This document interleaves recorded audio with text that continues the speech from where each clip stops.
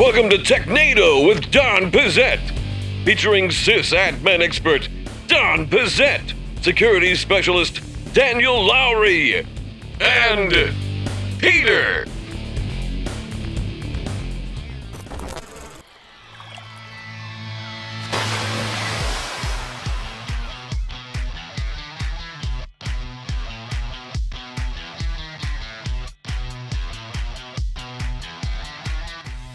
Hello and welcome to Technado. I'm your host, Peter Van Rysdam, and as you can see, if you're watching the video version on YouTube or otherwise, we are once again in a new set. We move more than... New-ish.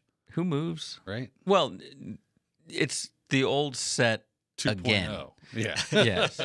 So we moved out of this office, which is Don's office, and we moved back into a studio. Then we moved to another studio back there, and then we have moved back now to Don's office, which, if you can see we've got all of the toys again behind us, all the old IBM OS 2 boxes and things that are real. Really Don's Microsoft actual Bob Bob back there.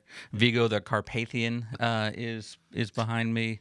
We keep moving cameras, and I can't follow them quick enough. We're gonna get used to but it. there's don't stuff. worry. There's stuff all over. It's the kind place. of fun to watch us flounder though until we're used to it. Yeah, there's new cameras that came with this as well. But I am joined, as always, by Don Pizzette. Don, how are you? I am glad to be a part of the circle of life, right? As we've moved around all the way back to where we started. I think Elton John wrote a song about this. Did. Yeah. Specifically about Technado. I think this is the point where I'm supposed to the candle in the let wind, you isn't fall that off a cliff and get run over by gazelles or something. That's correct. Yeah. That's correct, because He died. That happens later in the podcast. you are Scar. I've always said you're the Scar of the Scar. podcast. And we have Daniel Lowry as well. Daniel, how you doing? I'm doing great, man. Thanks for having me back on the show, even though I never asked to be here. Yeah, you like your seat? There's a camera. In your seat, you've got Cthulhu, like cuddly Cthulhu behind you. Baby Cthulhu. He is sweet, isn't he? Yeah, before We he do enjoy him. It's becomes... There he He's mean, right? Yeah. Yeah. He's not nice. Yeah, well, at that point, he looks super But nice. right there, it looks like you can go cut a muffin on him, huh? Exactly. Well, we have a lot of news to get to. Doesn't matter what studio we're in. Does not. We're going to cover it. And Or else. Our first article comes to us today from Tom's Hardware. Windows 11's 22H2 update. Here are the new features. And it looks like the start menu and security are a couple of highlights. But Don, what stuck out to you? Well, what stuck out to me is that Microsoft has really not been following their release schedule as they advertised it. You know, they said they were going to switch to these annual updates, which is what this one is. But they've also been releasing just a ton of crap each month for the last several months. So it's kind of hard to envision anymore what all is part of this update. But there's a lot in there. There were two features that stood out to me that actually make a difference. There's tons of features that, in my opinion, don't make a difference. If you were hoping beyond hope that Microsoft was going to bring back the vertical taskbar, they did not, and have indicated that they've not put much effort into that happening. So still no vertical taskbar. I know that's a big item for a lot of people. Are there like third-party? Yeah, Let's do it. That's like Winnie the Pooh. that's right. Are there third-party things you can use? Because I know there used to be some things like when Windows 8 first came out. So there were, but even like the Start 11 or some of the other products out there, they don't give you a vertical taskbar because they're building on top of the framework that's already in there. You can go really crazy, get something like Cairo Desktop, and it lets you move stuff all over the place. Crazy, huh? But you sacrifice a little bit of stability, and You could rotate your monitor. That was cool. I'm not you gonna lie. Can You'd have to turn your head then because the words wouldn't rotate. Oh, I thought you meant like there was a time that I think Windows you could get this third party install like desktop almost Windows Manager, and it would actually you rotate like a cube. Oh, you remember that? Yep, I do remember that. Was and super cool. What was that called? Because it's still supported on Linux. Right. Like you can still fire it up.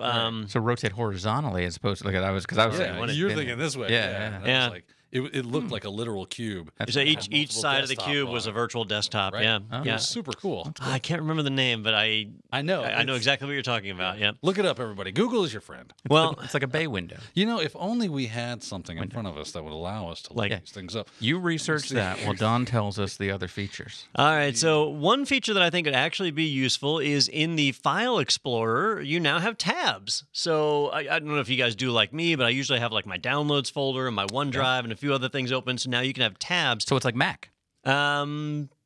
No, in the Finder you don't have tabs, do you? I got tabs right there. Hey, look at that! In Finder you got tabs. Finder got tabs. So yeah, just like Finder, it's a cloned copy. I was going to say that, but I was holding back. I didn't want to steal Peter's thunder. That's it. But the feature that I think is probably the neatest. I mean, there's some other things like they allow you to adjust how many pins show up on your start menu now, which I guess is nice if you use those. Do Not Disturb actually works now, which it hasn't really worked since Windows 11 came out. There's been some gaming updates. But the big one for me is on the accessibility front. Now, there's a ton of accessibility features built into Windows 11, but the one that they're introducing here with this newest update is called system-wide live captions. So, like, you ever watch you're watching a movie and you turn on captioning, and so you can see, because, whoever does sound mixing in Hollywood these days works for Satan. So, you can hear the explosions just fine, but you can't hear the words, so you turn on captioning, or maybe you're hearing impaired, you turn on captioning. There's tons of people use closed captioning. It's on the movie, but then you open up a web browser and it's in front of the movie. Can't see the captions anymore, right? So they're gone. So what Microsoft has done is they've introduced a system-wide framework where the captions are actually being rendered by the operating system. And so they stay on top regardless of whether your window is in front or not. So you could have a movie in the background where you can't even see the movie player, and the captions will actually display on screen. That makes sense, because they've kind of been touting those captions for like Teams meetings and stuff. So they've already got the technology. They could just use it to hear what's coming out of your computer. Well, because it's a framework, they don't actually have to do, like, it's not having to use AI to figure out what's being said. If the movie or whatever is already displaying captions and the software has been updated, it just pushes it to the Windows API. That makes sense. Now, they did make a weird choice that I had to research to figure out what was going on. It defaults to displaying the captions at the top of the screen. And I thought, well, that's weird, because That is strange. Where is it normally? At the bottom of the screen. Always. That's where I'm used to reading all my foreign The films. faces are up top typically. So I thought that was odd, and it turns out the reason they made that choice was that on most computers, your webcam is at the top. And so what they want you to be able to do is be looking at the camera and still be able to see the captions. So there was a method to their madness. They weren't just like randomly going, we're going to buck tradition. They're like, we know you're watching Netflix during that meeting. That's right. Now it looks like you're paying attention. But there's a simple switch you can flip, moves it to the bottom of the screen, but it does default to the top. Just the default. Gotcha. Really cool feature. It'll probably take a few years before applications update to take advantage of that. Gotcha. So I did look up, I believe I found the right one. Compiz Fusion. Yes. That's it. Yes. Yep. So I thought it was Barrel or Luminosity, but yes, Compiz is it was what I was looking for. Yep. COMPIZ, right? Yes. What are we looking at? Oh wow, we're looking at Daniel's computer with this new camera. There's That feels invasive. there it is. Here's Daniel's inbox. That's highly It's invasive. extremely I'm at 100% brightness here, I guess. Daniel's like, I did not know we There were you doing go. that. Look at the Compiz. privacy screen. Yeah. So- I'll have to get one. Yep. So they've been around forever, and I forget what distro I was using the other day where I saw it as an option. It was like one of the Ubuntu variants or I'm something. seeing on this Wikipedia page that a lot with Novell, Red Hat. So it's pretty still popular, I guess, in the Linuxy worlds. Yeah. As they Linuxy were. But world. man, when I saw that come out for Windows, I thought, wow, this is That's a really cool thing. one of the things that I would have liked to seen in my Windows distros. So. Hey, question on going back to like tabs within either File Explorer or is there any way you can Alt Tab through those? Through the tabs in the File Explorer. Like a keyboard? I'm not sure yet because the update hasn't applied to my machine. that But would be so usually, nice. like Control Tab will do that. Or sometimes they get a little crazy. It's like Control Shift Tab or Yeah. Control Alt Tab. You have to get all crazy. But You can usually probably it's look just into Control a Tab. preferences of your Control browser. Tab. Yes. Okay, that you're just on changed my Mac, life. so No, who but that knows? just changed my life. okay. On Chrome that worked. Cool. I didn't know that because I'll hit that all the time, like trying to go between tabs. I'm like, no, that's not. What sucks is, when you have multiple key combinations for doing similar things. Yeah. But on different areas, and you're like, oh, wrong one, moron. Yeah. Now, there is a feature. You mentioned Chrome. In Edge, we're totally off on our topic here, but And everybody's loving it. they introduced vertical tabs. Have you guys seen this? Vertical tab? Where, so normally your Yeah, tabs it's are over on the horizontal left-hand across the side. top, moves to the left side. And if Yeah. you've got a lot of tabs open, that's way better. Yeah. And I would use that, except they made it where it doesn't free up any space at the top of your screen. Why move It them off? takes You're up not a chunk of Yeah. your screen real So, estate. so Microsoft is moving your start menu. They're moving your tabs. yeah, they'd What's be next? moving you next. What? Maybe they'll move the keyboard, so on your next laptop, the screen will be on the bottom and the keyboard will be on the top. They put the QWERTY side on the other side, and you got to like type. The webcam's right on the bottom here, just straight up your nose. Like, well, and don't worry, we'll put the captions at the bottom of the screen now. Yeah, it's You're fine. good. You weirdos. All right. Well, let's take a look at our next article, which comes to us LSD at Microsoft. from TheVerge.com. Framework's new Chromebook is upgradable and customizable. And I know, Don, that you had a framework before. Is this the framework? Oh, this is No, not. This is a Mac. Yep. Oh, I just noticed this key is weird looking. To me. That's the Touch ID. Oh, it's different than what it used to be. Okay. Thingamajigger. Is this an M1? This is an M. Oh, okay. Well, look at you. So the framework that I've seen before was not a Chromebook, right? That you had a Windows machine. So is this their first foray into the Chromebook world as well? It is, yeah. So, the framework has been making laptops with completely replaceable, like field replaceable parts, which is awesome. Super high repairability. You can upgrade them. So maybe you bought the i5 model, you can buy the i7 board and drop it in and upgrade it. So really, really cool. I did have a framework laptop for a little while. I enjoyed it. The reason I got rid of it, just to be clear, because I did get rid of it, is they made a weird choice for their screen resolution. It's a 3:2 resolution. And because in my day job, I create video content in a 16:9 resolution, it was annoying that I would build something like a lab on my laptop and then go and record on camera and it was in the wrong because you need to aspect mirror ratio. your screen. So it would either make your thing 16:9 then. I'd have black bars on the top and bottom. So anyhow, that's a choice they made. And you could argue that if you're a normal person using a laptop, 3:2 actually gives you a little more real estate. I would agree with that. It's a good resolution. Just didn't fit my use case. Well, Framework has released a new laptop, which is a Chromebook, and that's a big difference for them. That means it runs Google's Chrome OS. It is officially supported by Google. Google's claimed to offer support for this for up to 8 years, which is really good for businesses and schools. Visually, it looks just like the current Framework laptop, but inside the components are a little bit different. So it is a different device. It does have an i5 processor, so it's not like some of the Chromebooks out there with like really low-end ARM boards.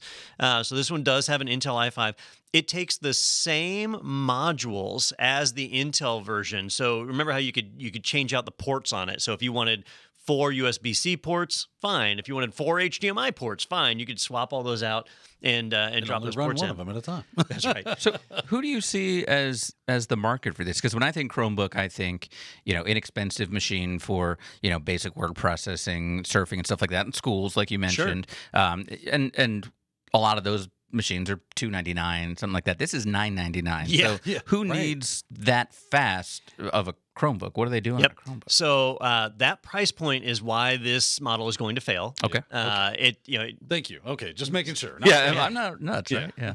It is targeted to schools. The idea being who damages their computers more than students. Oh, right? private. Let's get a really expensive piece This is of equipment targeted to that they're private going schools. to damage. Yeah. Private schools. Yeah.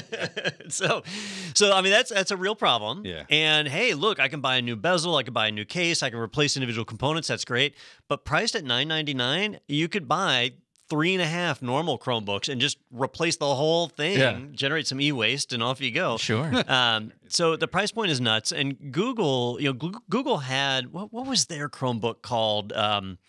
It wasn't called the Pixel, or it was some variation of Pixel, whatever, but they had a Chromebook that was like $1,400. Whoa. And they were their biggest customer. So internally in Google, they use the hell out of it. Yeah. But everybody else was like, well, why would I buy an expensive Chromebook Yeah, like I could that? get a MacBook. And Almost. that's what's going to happen here. $1,000 is too much to pay for a Chromebook. Yeah.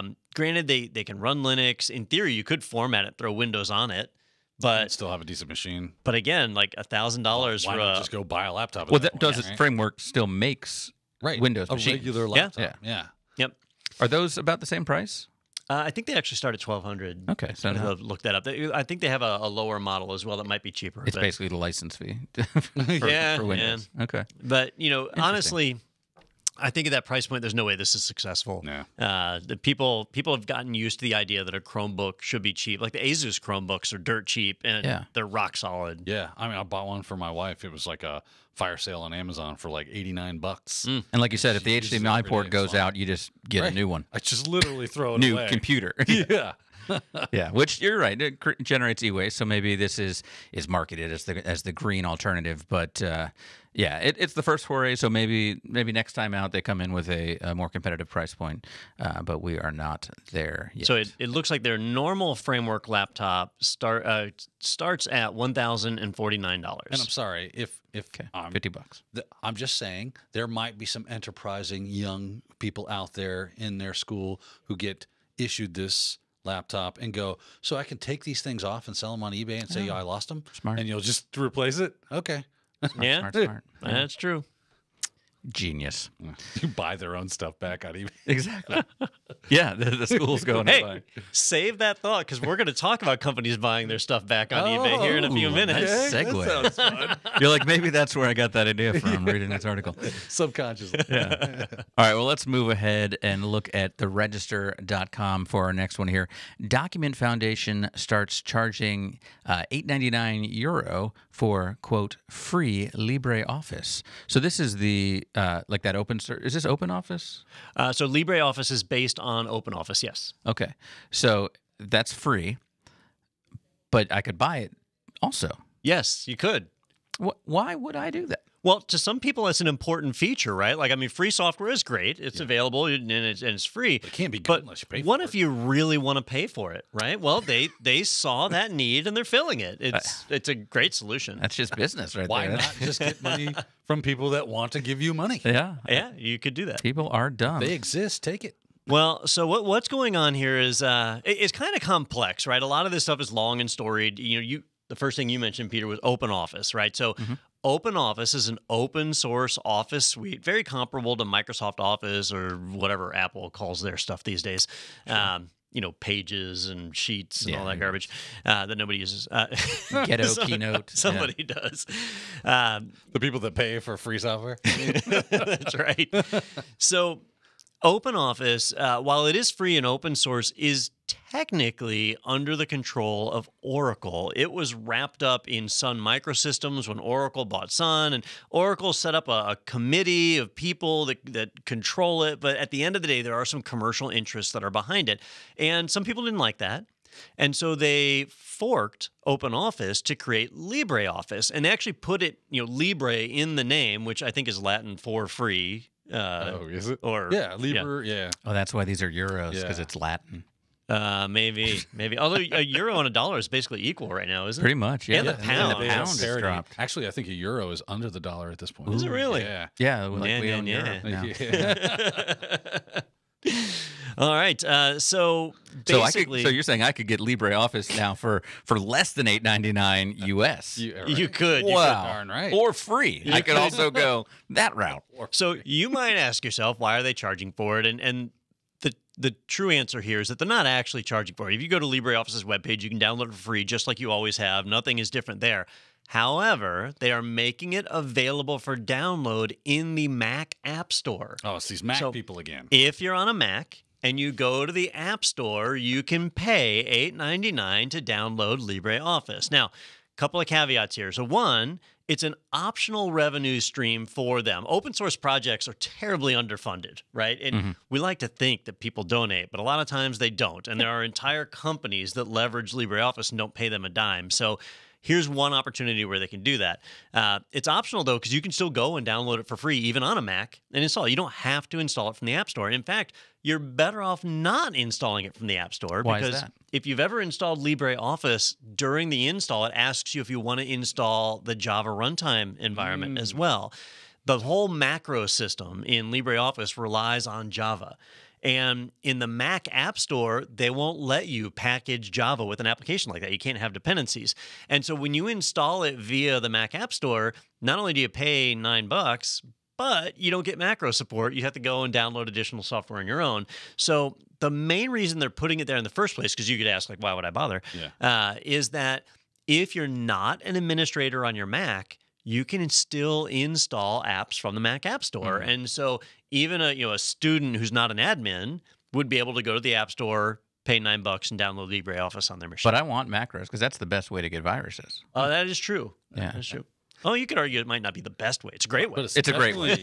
A viable option. It's also free viviruses. Yeah, but they you give could them right away. You should start charging for them. It's just, That'd be a so good idea. interesting to me, though, this idea. And maybe like we kind of joked about in the beginning that really hurt the the Document Foundation to stick this up in the App Store for people that want to pay and have to go through all that. I mean, even if I don't know too many people, honestly, even in a lot of corporate environments that aren't administrators of their local machine. Yeah. It just unfortunately is the kind of way it goes. So it starts to beg the question of why again would people do this? Yeah, this should be under the makes no sense. Yeah. I'll say that the Document Foundation, the people that kind of run this, they've done a lot of good. Yeah. And I'll give you a great example. I don't know if you guys know this about Microsoft Office files, but for many years, Word documents, Excel documents, they were in a proprietary format. And so for third-party applications to support them, technically they had to license the spec from Microsoft, or they had to try and reverse engineer it, which is why third-party products were so flaky for a long time. Well, in Europe, the Document Foundation worked with several of the governments over there, and they basically said, look, Microsoft, we're not going to buy your crap anymore because it's in this proprietary format. You've got to either switch to an open standard or we're going to move to another Office suite. And Microsoft said, have fun moving to another Office suite. And they did. And they did. Yeah. And Germany kind of led the way on that one. They switched to, I think it was Open Office back then, or it might have been... the name has changed a little bit over the years, but I think it was just Open Office back then. Well, if you've used Open Office, it's what I classify as good enough. It's not like it works. Microsoft Office is pretty sweet. It's functional. Yeah. but this is okay. But it did give a wake up call to Microsoft, and so they converted their documents into an open format. If you get an Excel, if you're ever bored, try this. Take an Excel document or a Word document or whatever, and just add .zip to the end. And when you do that, you can double click on it, and it's just a zip archive. And it'll open up, and all the data is in there in straight up XML. And so XML that any application can parse. And so Microsoft actually uses a fully open, referenceable file standard now, and it's due to the work of the Document Foundation. So I don't mind seeing them, generate a revenue stream. Totally. But it is weird. It's just strange. Yeah. Yeah. It's just that's where we're at. We do weird stuff for... No, we're very postmodern. Well, the people that pay for this are the same people that pay for Wikipedia and don't just scroll past that big block at the top of every time page. again, honey. We got to get our Wikipedia. It's like the PBS, pledge drive. The Wikipedia thing. I don't know how you guys feel about it, but like Jimmy Wales is just super shady to me. Yes. And then they do the call for donations, like we're gonna shut down tomorrow. We're going out of business. But then you look at their books and they got $100 million in the bank. Yeah. And their operating costs are way below that. One of the co-founders has been like on a tear, going, I don't know what they're doing over there, but they have lost the plot. Yeah. And I wouldn't trust them. So I do not. I use Wikipedia fairly often. I do not donate. But do we trust their facts then? If you won't trust the people that run it? What you do is you just kind of like use it as a general. And even Wikipedia will tell you we are not a source of truth. Yeah. Like go to the sources that are linked. You need to go and do your own. Take from actual. This is why you paid for an Encyclopedia Britannica back in the day. Always. They were experts in their field that were recognized. I was an Encarta guy myself. And Encarta was good. I actually really liked Encarta. Yeah, it came with the with the old computer. That they were giving you this information because they worked in that area. They were people that were writing those articles had some sort of authority over those facts. Yeah. Right. Well, that's what they were paid for. And now, you got Wikipedia, which is cool. And of course, they created the whole wiki software, which is used in a lot of different ways. It's really useful, but Wikipedia is not your go-to for truth. Daniel, wasn't it you and I years ago that pulled up like that giant list of articles that have been removed from Wikipedia? Oh, yeah. Do you remember? Like one of them was the Jonky. The Jonky. That was the one that I was thinking of. Oh, my goodness. It was crazy. Are you familiar with a Jonky? No, is that like a jackalope? No, it's when a donkey and a man named John have a baby. Yeah. Are you sure you're not thinking of Urban Dictionary? Don't forget the mama junk, right? Which is because I won't get into how their breeding goes, but like junk in the trunk. And we're giving you the cleaner. Like some of the articles that were removed were really. So it sounds like they were removed for good reason. Yeah, they were. They were. But man, were they funny. And you hear about things like there was that one Wikipedia author who got outed for like he claimed to have multiple PhDs. Oh, yeah. And it turns out he was like some kind of 17-year-old kid. And they were finding these posts where he would argue with people and he was like, I would stake my PhD on this. And it turns out he doesn't even have one. Well, it's easy to bet it then. Yeah, right. That makes sense. I would stake your PhD too. Yeah. All right. Well, let's move on now and take a look this week and see who got pwned. Looks like you're about to get pwned. Fatality. Yeah! All right, so this one comes to us from BBC.com. IHG hack. A vindictive, quote, vindictive couple deleted hotel chain data for fun. Just for funsies. And why not? I mean, if you're mad at a hotel, go delete what's their a little data. deleting data between? Yeah, we're not friends? taking the data. Yeah. We're just getting rid of the data. It's like Red Rover. Yeah, it's we're saving you on storage space. Right. Doing you a favor, actually. Seems like a feature. Yeah. Yeah. So what was it that these folks deleted? Well, so it's actually a whole interesting story around this, right? So there was a traveling couple from Vietnam, and they basically said, "Look, we're not hackers, but we did stay at a Holiday Inn Express last night." Literally. You've been sitting on that one all day. I have. Is that really why you have. picked this article? You're like, not the best hack of the week, but the best line for sure. Well, you mentioned IHG. That's the Intercontinental Intercontinental That's one Hotel word. Ballistic Yeah. missile. which is the group that owns Holiday Inn. And so this couple stayed at a Holiday Inn, and they basically broke into the Holiday Inn network, and they were basically attempting to do a ransomware attack. So they tricked an employee into loading malware onto a Sure, system. that was difficult. Yeah. And and they used that as a foothold to start spreading through Holiday Inn's network. And as they did it, they started infecting servers with ransomware. And I guess the IT department actually saw this happen and was mitigating. They were isolating servers as they would get infected. So That's actually kind of cool to think. I mean, that's some Hollywood stuff right there where, oh, we've got an attacker in the system. Okay, guys, let's come together. Yeah, and then shut it down. Everybody starts like, oh, they're in the file server. You know, send your blah, blah, blah. It reminds me of the end of Hackers.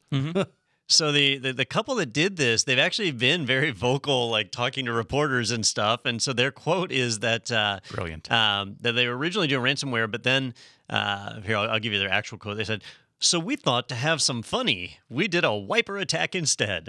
So once they noticed that any Real server knee slapper, huh? any server they infected that was getting isolated, they said, all right, we'll just wipe the server and then move on to the next one. So they started wiping servers and did quite a bit of damage. They said they were able to be so effective because once they were in, they located a company password vault, a vault that contained passwords that was shared with all 200,000 employees.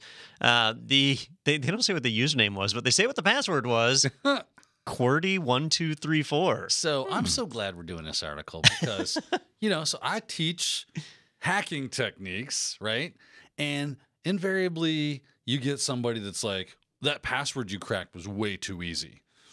Yeah, it was. Well, that's not really, that wouldn't have not been realistic. It kind of is. I'm just saying. There's a few Here's examples. an article to prove my point. Yeah. Well, these sound like great people. The quote that I love is, quote, "We don't feel guilty, really. We prefer to have a legal job here in Vietnam, but the wages average $300 US per month. I'm sure our hack won't hurt the company a lot." Well, that's the approach. Yeah. That's probably true, though. Yeah, but they also didn't make crap on this hack. They just wiped data. Yeah. I'm not a fan of these people. I'm not a fan. Well, there's certainly not good people, right? So there's definitely that. But it does show hotels have it a little bit tough because they have strangers in their buildings all the time, and so if they aren't properly securing their networks, they then don't clean the bedspreads at all, ever. Yeah. yeah, I can't tell you how many times I've been at a hotel like in the middle of the night because you'll have a flight come in at 2 a.m. or something, and you go to the hotel desk and nobody's at the desk, and you got to ring the bell and you got to wait, and so it's all time you had where you could potentially be getting at their terminals. Yeah, or just plugging a little little USB Just stick walk in the back back there of the with a rubber machine. ducky and Yeah. get crazy. And then just go to your Get room and be crazy. able to access it. Yeah. And start wiping servers like a jerk. Now you mentioned a rubber ducky. I feel like you should probably explain what that is. Oh yeah, it's a little.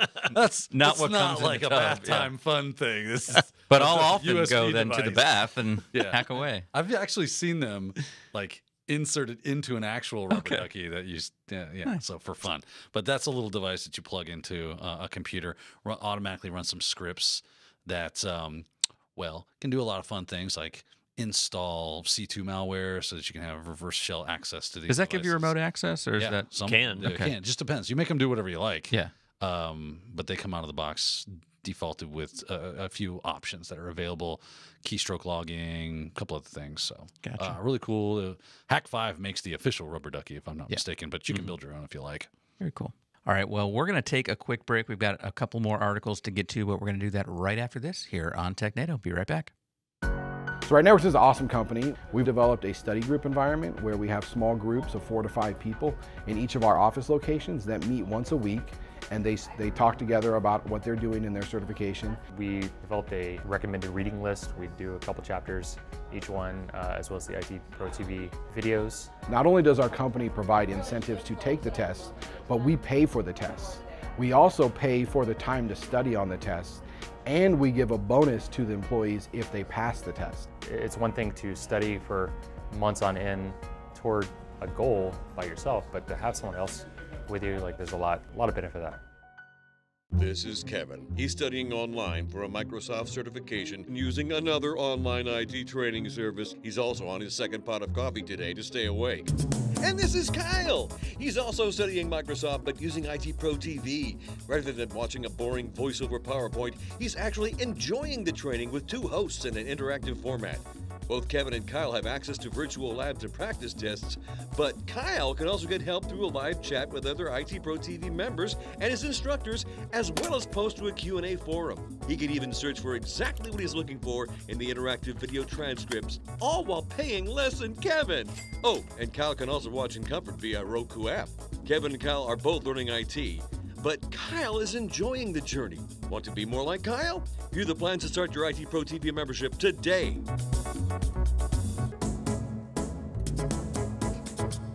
All right, welcome back to Technado as we take a look at Vigo the Carpathian there. What Staring century into was he your from soul. again? He was from... I don't know.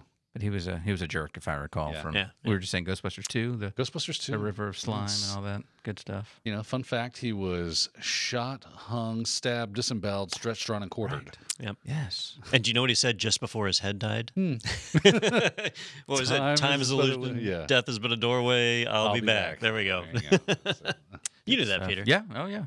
No, that all sounds familiar. I We'll couldn't have do quoted Back it. to the Future quotes next week. Please. Yes. That would be fantastic. Mayor Goldie Wilson. Yeah. All right. Everybody everywhere is going to say Clint Eastwood is the biggest yellow belly in the West. That's my favorite line from the movie. All right. Anyway, let's- Technado stuff, I guess. Yeah. Let's take a look at our next article, which is from our Doe segment.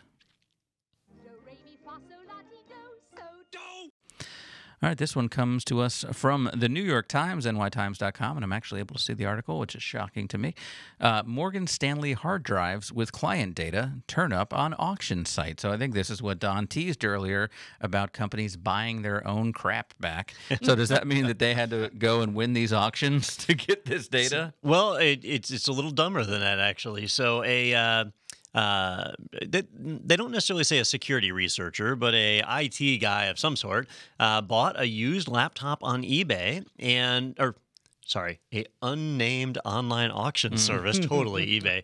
Bought a laptop on eBay and Silk Road. was surprised to find that it was, had Windows installed on it, and it already had a password and was theirs. was set up for a company account, and he was able to identify that it was set up for Morgan Stanley, and which is if you're not familiar with them, that is a banks brokerage, a huge financial company here in the United States. I'm sure they have operations throughout the world, but definitely big here They're in the taking US. money from people worldwide, I'm sure. And so there was company data on this laptop. And I don't know that he was able to necessarily access the data, but Daniel, I mean, if I gave you a locked company laptop, you'd have ways to finagle that, wouldn't you? It's definitely possible. You start booting things up to different drives and different OSs and, those fun little things there. And you start pilfering around. Hopefully this had like some sort of encryption on the drive, because that makes that kind of stuff a whole lot more difficult. Well, so we know that a lot of times, even when you delete things, they're still there until they're overwritten. Correct. Is that the case here, or are they just not even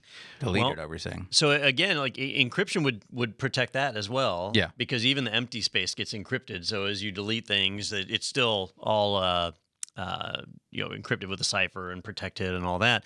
But either way, the challenge here is that Morgan Stanley data was on the laptop, and the laptop has now left their possession. And so this person could hold it for 10 years until that encryption cipher is broken or processor power is advanced. Now they can get at the data. Morgan Stanley no longer has control over it, and that's a violation of a number of different regulatory compliance laws that apply to publicly traded organizations like them. I'm sure there's like a $300 fine that they'll. Well, is this illegal for the researcher or no? Because they bought this. So the researcher is totally legal. Yeah, totally, yeah. Because they didn't use any, like if they'd have stolen the laptop, Sure. Yep. obviously they'd be on the hook for theft. But since they just bought it, But once they sell the data that they found, It's technically debatable be at that point. Yeah. right, because if I sold the laptop, technically I'm selling the data too. Yep. Right. So that would be a weird. but that's legal like issue. that to me is almost like a pawn shop selling a stolen item. Like, Which because if a pawn shop which sells they a stolen item, they have no, they do. Yeah, that's what I'm Yeah. saying. So in this case, I feel like if the data I found were social security numbers and Right. stuff, and then I go and sell that, I didn't have the right to buy that in the first place, do I? I don't know. Well, so the way this happened is that Morgan Stanley had thousands of devices to dispose of and just straight up hard drives. And they leveraged a third-party company that was not vested, did not have experience in data destruction. And so basically the article describes them as a moving company. And so they basically hired a moving company to destroy this equipment. Well, the moving company took the equipment and sold it to a third party. And the third party sold it on eBay to randos all over the world, including the researcher who found this. Well, the person who bought the laptop reported it to Morgan Stanley and said, hey, I just bought a laptop. It's got your data on it. And so that's how Morgan Stanley found out.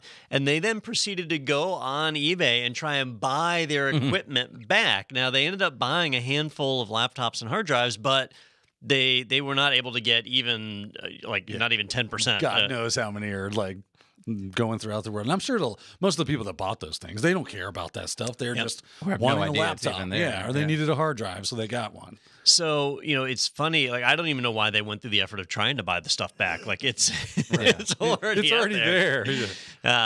But they did get a fine, which was not $50. It was $35 million penalty. okay. Assessed to it's them. $50 to them. Yeah. Well, that's probably true. They're Isn't like, it? all right, boys, what do you got on you? Yeah. I've only got 60. Yeah, go grab the petty cash box. Can you break $100 million bill? Yeah. I'm sorry. I guess. That's all I keep on me. But the other thing, though, that they don't say in the article, and I want to read the SEC filing when they publish it. It hasn't been published yet. Is That'll be a page turner. sometimes they assess other penalties where they say, like, you got to pay a $35 million fine, and you've got to update your security policies, and you have to pay for us to audit you once a year for the next 10 years. And you got to do Hawaiian Shirt Day every Friday. There you go. And so that kind of stuff, though, like if you have to pay for the SEC to audit you every year for the next 10 years, that adds up. Yep. But it's also a burden on their team. They've got to make sure that they actually do what they were supposed to do. Do you know how much Morgan Stanley is worth? Probably a lot. Probably a lot. I'm sure this is not a big deal. What would we search for there? That would be their valuation, I guess, or their market cap, or sorry, this is their stock price. stock has They were gone down $79.35. That's not bad. I can own it right now. I don't know. That doesn't tell me their valuation though. But anyhow, they're worth a lot. I'm sure. I'm sure. I'll see if I can. And I'm sure $35 million is not that big to them, but it's a penalty nonetheless, and so they'll have to overcome it. But it does show how even your rank and file IT people have a chance to really destroy your company's credibility. $136.21 billion. Yeah, they're number $1 billion. 67 on the Fortune 500. Yeah, so they got a couple of bucks. Yeah, so it's a small fine for them. Yeah. For them. Yeah. For what's a pretty egregious and yet easily avoidable breach of security. Yeah. Yeah, They should make them have to do something humiliating. Well,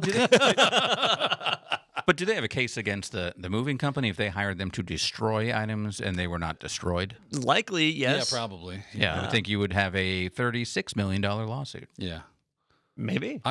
Cover some legal fees. What there. good does it go after if somebody doesn't have $36 million? That's true. You know what I mean? Well, they probably paid them that much. Now, if this was Iron Mountain or something, and they totally dropped the ball. Yeah. Yeah. Heck yeah. But makes you think twice about, you got to get some kind of assurance when you do a service like that. Hey, show me the pieces of laptop afterwards.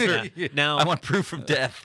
Now, if that company did misrepresent it, right? If they said, "Oh, we're gonna put this under lock and key, we're gonna do secure shredding," if the company falsely presented all that and provided forged paperwork to show they were bonded and insured and all that, then that's criminal at that point. Yeah, right. And that's Morgan fraud. Stanley could say, "This isn't our fault. They said they could do all this stuff." But there's a lot of companies where they will record the serial numbers of all the equipment before they dispose it. I mean, heck, we do that, and we're small compared to Why them. is that? So that if it does show up, you can see that that's the same if you one get a on eBay? laptop stolen, how do pawn shops know if a laptop is stolen? Right, I mean, they're always questioning me. I mean, criminals. So, and if you get your laptops destroyed or whatever, it's not too much to ask for video evidence. Can you, send me a recording of you destroying these drives? Most of the companies that do this stuff will provide that for you. I think the smartest thing to do is just give the laptops to one of our salespeople, and they'll destroy it pretty quickly. They will do that. Now, I want to buy one of those industrial shredders. I looked for one earlier this year. Are those the things that will actually take hardware? And Oh yeah, Dude, I've seen them put like refrigerators in them, Those giant and it just gears. turns it into confetti, metal we need confetti. one of those. That's So I who's found going to lose their one. hand first? I found one big enough for computer components. It was designed for hard drives. It was $4,500. Whoa, right? It's worth it. Well, We could make a I mean, the YouTube fun channel. factor We could is- put that stuff on YouTube. Remember the People just will it watch that. blend? yes, Right? Yeah. But And- will it shred? And that's what I was thinking. Like, it's not an impulse buy, but what can we shred, and would people watch that? Yeah, like, I would. Can I justify I'm watching $5,000 that all day. I don't think we need this office chair anymore. Just jam it in, Shove it in like Yeah. what's his name in Fargo? I didn't know it was a Coen Brothers film. Oh, yeah. Yeah, then we got to start watching the logs of who's coming in late at night to dispose of bodies. Yeah. In Let's the go to industrial shredder. shredder. What stinks in the shredder?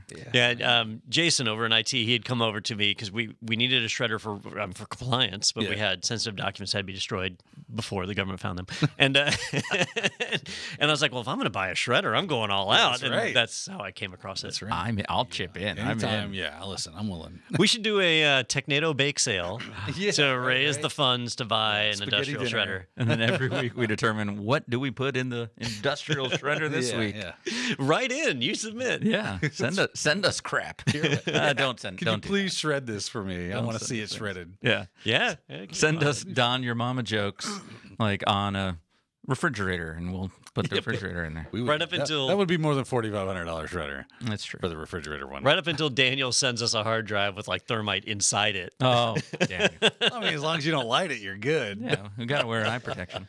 Would it not ignite? I No, guess so like to light thermite, you need a pretty good heat source. so like a spark or something wouldn't Yeah, do so it. a lot of things. I think most people use like magnesium to light it up. That's like C4 or something that's not really like that is super stable Unless until it's, you give it a charge. Yeah. Don't they cook on that? So like there in the army? was a guy. Oh, so- seriously, you can You say that. burn it, right? It was one of the agents at Farm Bureau. One day we just got to talking. He was ex Special Forces, Green Beret, and he was talking about how he worked in the Philippines a lot and how they had. He said one of the funnest things we ever did was we found this big turtle and we were hungry. Oh, no. Right, so we killed the turtle. And so we hollowed his back out like the shell, and we put C4 in it and just lit it on fire, and it cooked the turtle within the shell. Huh. I was like, that is interesting. Well, So you can burn C4. Apparently, you can burn C4. Huh. I almost feel like that might be the worst story that's ever been told on this. And we had that one when Chris Ward was on and talked about like somebody dying when a surfer exploded or a battery exploded. I believe that's worse. I don't, but this It's just a sounds turtle versus a terrible. person. I don't know. That's an easy win Yeah, there, Peter. Yeah. that's a bad. People don't do put eat people- animals. yeah. That does We don't happen. put people in people prison eat people. for I've eating seen that. turtles. Yeah, we like do the, put you in prison for doing that. That's true. The Beyond Meat guy, right? Yeah, Like- I don't know. Maybe, yeah, we don't know if he was just hungry or what. Peter's All right. got a turtle activism page. Yeah, PETA is calling. Yeah. Hey, that might increase our viewership. That's though, true. If That's we true. get on there. What are you gonna do with this turtle on the All right, I show? did find we do have an intro for this next segment that I didn't think we did. So let's go ahead and roll this last article of the day. That makes no sense. It make no sense, it make no sense, it make no sense. What you talking about, Willis? I don't know which way I'm facing in this new room. It's over here. All right, so this one comes to us from CNN. The DOT, the Department of Transportation here in the U.S., to map out nation's time zones after report shows no official map exists. So no one knew where the time zones were, which is craziness. Because you think of...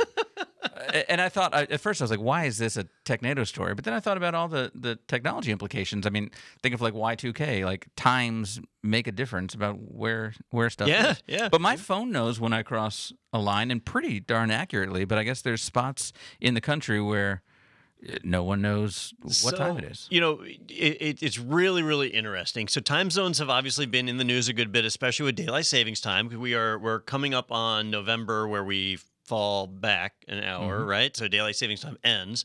And the Senate here in the U.S. daylight saving time. You only get one saving? That's what it's called. I don't But we do it every year, so we're talking about the plural. It's daylight's saving time. Don would be happy to tell me that it's not Sonnet. It's Sonet. Is that like Ruth's right? Chris? And stuff like that. So anytime I get a chance to correct Don, I take it. Hey, what do I know? But fortunately, I won't have to know much longer because the Senate had passed a bill or act or whatever it is that they do. To say that we're going to discontinue daylight saving time. I said it singular. Thank you, Daniel. And so that passed. That passed earlier in the year. Well, in the United States, we have to do things twice so that we spend enough money. And the Senate did ratify that, but the House has not. In fact, the House has not lifted finger one on moving that forward. Most people hate it too, right? Like the whole moving the clock. That doesn't sound like the House, though. Yeah. I mean, it's not even in committee. It has literally gone nowhere. Absolutely no action has been taken in the House. Looked at what? Marjorie Taylor Greene thinks Jewish space lasers She's on no committee, so you don't have to worry about her holding it up. Yeah. So the Senate passed it unanimously, like 100-0, which is also crazy. It is. The Senate did anything unanimously. So here's this bipartisan thing that the House can't be bothered to even look at. So what? Long story short, daylight saving time is not hard not to say yes. It really is not ending anytime soon. So it's going to stick around, but individual cities, counties, states, they can choose whether or not they want to follow daylight saving time, and apparently, even today, they can just choose whatever time zone they're in because no one ever bothered to make an official map of time zones in the United States. And I complain about time zones a lot, and mainly because of Linux.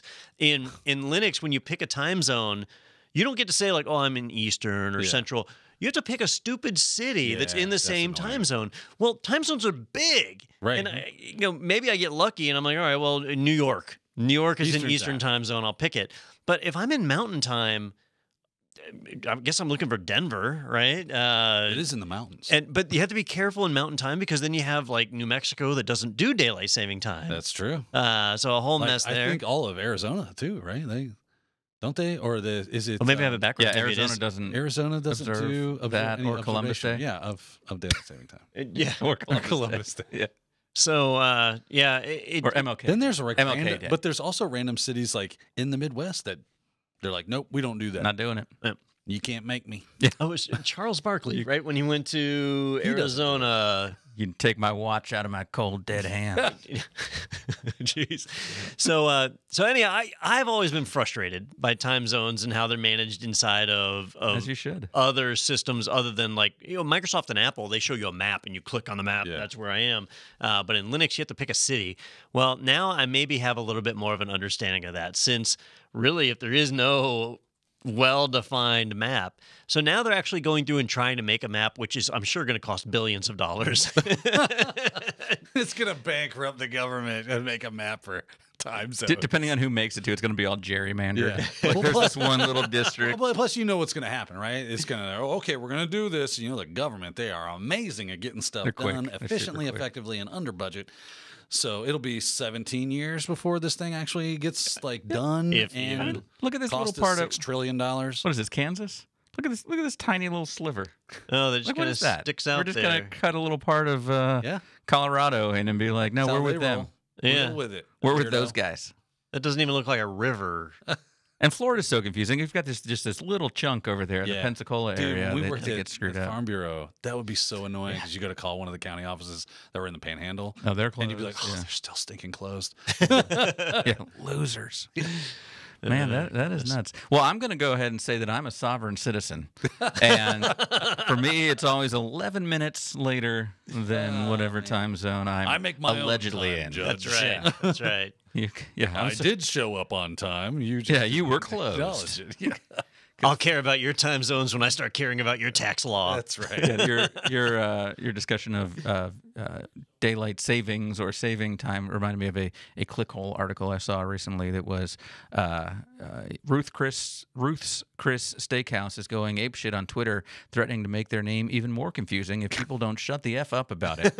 And they're like, why don't we make our name the Ruth is Chris Steakhouse, or Chris is Ruth is Steak is House, or the Ruth's Chris Farley Steak Salon, and it goes on and on. I really hope they do. Honestly. Clickhole is so dumb, but that'd be great. That's funny. Anyway, Anyways, Anywho. I think you have an S on that one, right? Did anyway, it right. we want to let you know about a couple of webinars coming up. We have Be Cyber Secure with Ben Fink, and that is Monday, October 3rd. Monday is not a normal time we do webinars. What a weird thing. Yeah, we're bringing Ben over. And so is this different than the ones where it's just Q&A? A touch. Is there a little bit of presentation so Ben first? will be in office. Right. You'll be in studio. Crazy. Where typically we have our guests coming in, through virtualization. And so it'll be fun. We had a chance to get him here. That was the best time we had that he could actually be in person. So we thought, you know what, we'll get old Ben in a chair and we'll sit back. We kind of do between two ferns kind of thing. So is this like just Q&A with the crowd, or is there a presentation as well?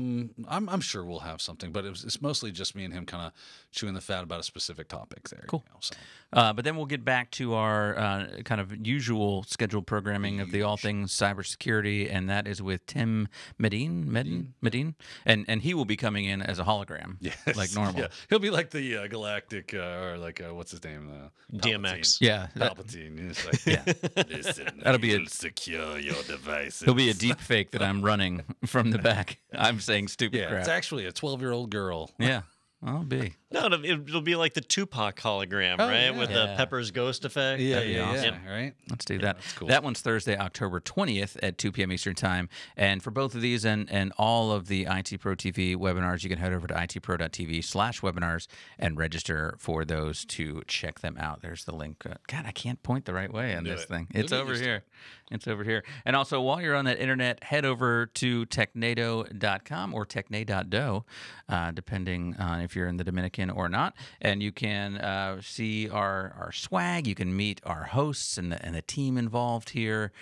You can contact us and let us know what you'd like to see us shred in an industrial shredder, or who on the team you would like to see go in there first. And you can also click the big orange button in the corner that says sponsored by IT Pro TV, and you get a coupon code for 30% off of your personal membership to IT Pro TV. You can also request a team trial and get a demo of all the great features available to teams from IT Pro TV as well. So check that out, technado.com, and see all that great stuff. Well, what do you guys think of the new studio? I like it. Oh, it's amazing in here. This is the best. Yeah. No doubt. It's a lot more comfortable than the other It studio, is. that's Yeah, for way. sure. So I'm excited about that. And on a side note, if you are watching this live on Thursday, September 29th, you may be aware that Technado is actually in the path of Hurricane Ian, right?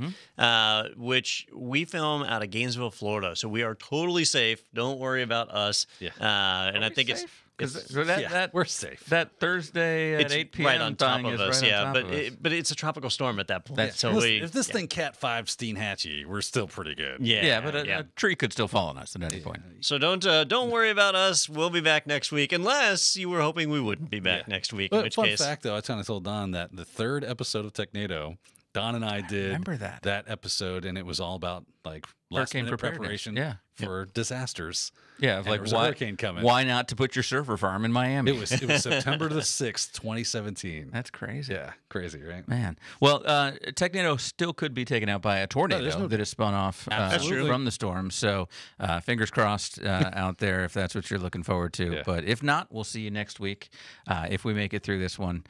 So hopefully we'll see you then on Technado. See you next time.